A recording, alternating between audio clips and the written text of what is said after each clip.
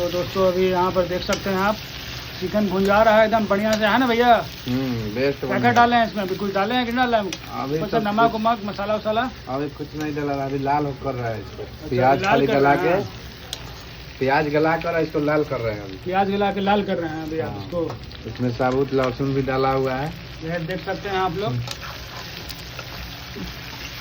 और मस्त टेस्ट बनेगा, टेंशन मत लीजिए। है ना, एकदम ड्राइवर स्टाइल वाला है ना पूरा जी। ड्राइवरे हम लोग है ये। हाँ देख सकते हैं आप लोग।